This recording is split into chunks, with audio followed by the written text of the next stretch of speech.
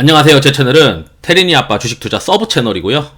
주식 투자를 미국이나 뭐 해외 쪽을 좀 공부하기 위해서 시작을 하고 있는데, 한 3개월 정도 이제 미국 주식을 좀 살펴보고 한국 주식이랑 또 비교도 해보고 머릿속에 이제 넣어보니까 확실히 이제 미국 주식이 경제적 해자가 높은 기업들이 굉장히 많아요. 그리고, 좀 장기 투자해도 괜찮다 싶은 종목들도 눈에 띄고 있습니다. 그러면서 이제 우리가 포트폴리오를 전략을 짤 때 공격수를 짜야 되고, 그리고 수비수도 짜야 되고, 이를 이제 보조할 미드필더들을, 축구 선수들을 고르듯이 골라야 되는데, 사실 이제 우리가 한국 시장의 어떤 투자자로서 한국 주식들에 대해서는 이거는 공격수 역할을 하고, 이거는 수비수 역할을 하는 종목들이고, 이거는 미드필더 역할을 하다가 한 번씩은 골을 넣을 수 있는 공격수가 될 수도 있고, 한 번씩은 이런 어떤 변화가 생길 수 있는 어떤 그 내재적인 어떤 모멘텀들은 시간이 오랫동안 국내 주식들을 쳐다보면 이게 빌드업이 되거든요. 그런데 이제 미국 주식을 이제 공부를 한지 좀 본격적으로 보기 시작한 지가 얼마 안 된 사람들의 경우에는 미국 주식이 엄청나게 많고, 이 주식은 어떤 성격이고 이 주식은 어떤 성격이고, 이런 것들이 아직 명확하게 확립을 하기가 쉽지가 않습니다. 그러다 보니까 저도 이제 미국 주식을 투자하는 게 계속 이제 선뜻 주저하게 되고, 지금 이제 S&P 지수가 엄청나게 많이 올라가 있으니까 밸류에이션 부담이 있지 않냐, 뭐 이런 이야기들도 고민거리가 되는 거죠. 그래서 이제 최종적으로 제가 생각하는 전략을 정했고, 이 전략에 대한 아이디어와 뭐 코드 이런 것들은 실제 본 채널에 눈꽃빙수 회원으로 가입하시면 다 보실 수 있으니까 제가 다 공유해드리거든요. 멤버십 회원분들은 드리니까 거기서 보시면 되고, 여기서는 이제 개괄적인 것들을 한번 또 미국 주식을 보고 고민하시는 분들이 있으면은 한번 아이디어 참아 보시면 좋겠다, 이렇게 생각이 듭니다. 이제 우리가 포트폴리오에 다양한 전략이 있어야 되고, 제가 이제 고민했던 건 결론적으로 말씀드리면 레이 달리오 전략이랑 자산 배분 전략, 그 동적 자산 배분 전략을 합쳐버리고 싶다. 그러면서 나는 어떤 종목들을 골라서 장기 투자도 하고 싶다. 이 세 가지를 한 가지 포트폴리오에 다 녹여버리고 싶은 생각이 들었어요. 그래서 이제 최종적으로는 금이나 천연자원이나 단기자금이나 여기에 해당하는 건 다 개별 주식으로 할 거예요. 그러니까 S&P 나스닥 비중을 이 10%를 여기는 고정적으로 40%를 투자를 하고, 제가 생각했을 때 이 자산 배분 전략에서 그래도 물가가 튀거나, 최근에 이제 그 자산 배분 전략들이 가장 문제가 뭐였냐면 물가가 상승하는 구간에 해지가 안 되는 거예요. 왜냐하면 대부분의 자산들이 유동성이 이제 증가하는 구간에 유리하지 유동성이 축소되는 구간에 위험한데, HAA 전략은 그래도 이 카나리아 자산이라고 하는 개념을 도입해서 이 카나리아 자산이 물가 상승을 회피할 수 있게 도와줍니다. 그래서 그 HAA 전략에서도 제가 조금 변형을 해서 공격이 나올 때 레버리지 ETF를 S&P랑 나스닥을 넣는 그런 전략으로 변형을 했어요.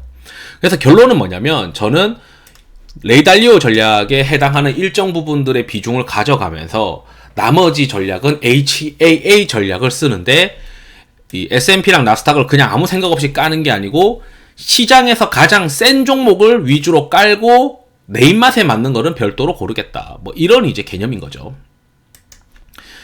보시게 되면 미국에서 가장 센 거를 어떻게 고를 거냐, 저는 이제 신고가에 있다고 생각을 하고 우선은 상대 강도 개념을 도입했어요. 이거 업종의 어떤 업종을 대표할 수 있는 ETF들이 있는데, 그 ETF들의 그 주가 수익률이랑 표준 편차를 이용을 해서 그걸 등수로 만드는 거고, 그 등수를 봤을 때 지금 시장에서는 커뮤니케이션 서비스와 클라우드와 인터넷 관련된 소프트웨어랑 빅테크랑, 그리고 따로 또 보게 되면은 경기 소비재 이런 것들이 강하더라고요. 그래서 이제 우리가 전략에 여러 가지 전략들이 있는데 SRS라고 하는 또 전략이 있습니다. 그래서 이런 SRS의 전략들을 활용을 해서 보게 되면 미국에서는 이제 현재 미국에서 가장 센 업종들이 뭘까, 어떤 업종들을 추천을 할까, 이런 것들을 복합적으로 봤을 때 제가 이제 보니까 지금 금융이랑 그리고 경기 소비재랑 유틸리티를 추천을 해요. 그러면 이제 여기서는 2024년 12월 6일에는 금융이랑 경기 소비재랑 유틸리티를 추천을 하고, 업종 상대 강도는 여기 보시게 되면 클라우드랑 인터넷 소프트웨어랑 이제 커뮤니케이션 서비스 이런 것들을 추천을 하죠. 그러면은 이제 미국의 신고가 관련된 종목들이 있어요. 좀 전에 이제 우리가 커뮤니케이션 서비스에 어떤 종목들이 가장 센지, 그리고 여기 좀 내려가서 보게 되면 이 금융에서 이제 어떤 것들이 가장 센지, 그리고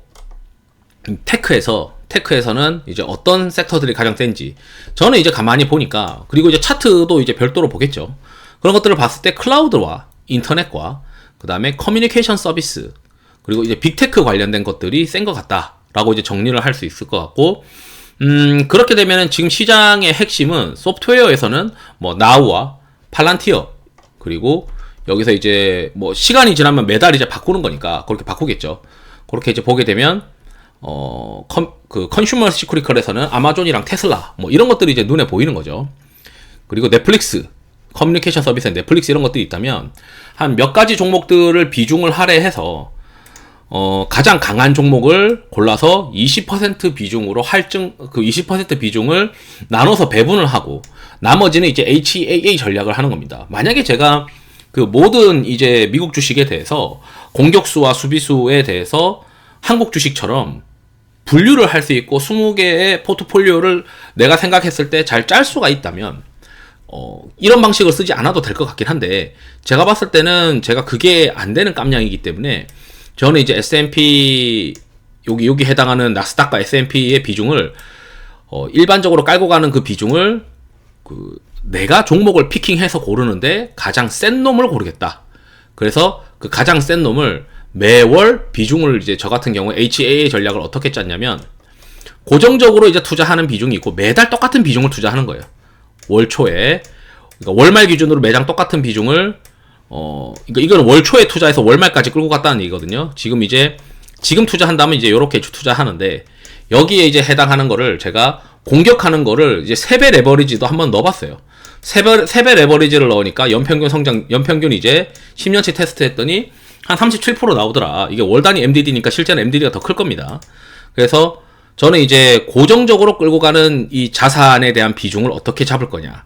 그리고 그 비중을 여기는 테스트 상에 5%를 일부러 낮춰봤어요. 왜냐면 여기 레버리지를 쓰게 하려고. 근데 실제로 할 때는 이걸 10%를 하는데, 이제 단순히 스파이와 QQQ를 들고 가는 것보다는 가장 센 놈을 찾아가지고 끌고 가는 게 더 유리하다.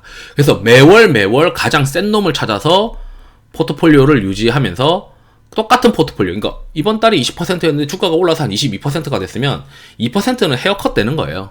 그래서 그 비중을 계속 맞춰가면서 가장 센 놈을 꾸준히 끌고 가고, 보조자산으로 골드와 천연자원이랑 이 현금성 자산 B를 끌고 가고, 나머지 이제 HAA 전략으로 옆에서 계속 들락날락하는 이런 컨셉을 생각을 하게 됐습니다.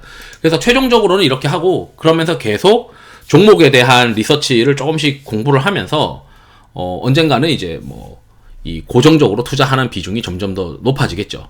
HAA 전략은 좀 낮아질 수도 있겠고, 그렇게 이제 꿈을 꾸고 있습니다. 지금 당장은 이제 3개월 정도 좀 종목들을 좀 봤었고, 미국 시장이 워낙 좋다 보니까 고르는 종목들이 막 대부분 다 많이 잘 올랐어요. 베타도 좀 높게, 시장보다 더 많이 세게 올라갔던 것들도 많이 보이고.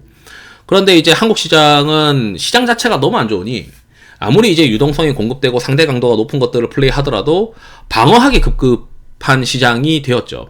그런데 이제 미국에 만약에 우리가 밸류에이션이 굉장히 높아가지고 문제가 된다라고 하려면, 미국 시장에 문제가 되는 종목들의 탄력이 떨어지는 어떤 매크로 이슈들이 있어야 되고, 그게 가장 이제 시장에서 두려워하는 게 이제 물가의 상승이잖아요. 그래서 물가의 상승이 리스크가 있을 때 이 HAA 전략은 거의 다 이 현금성 자산으로 다 도망가게 될 겁니다. 방어 자산으로 다 도망갈 거고, 그러면 실제 방어 자산의 비중이 60%에다가 단기 자금을 원래 이제 깔고 있으니까 5% 정도.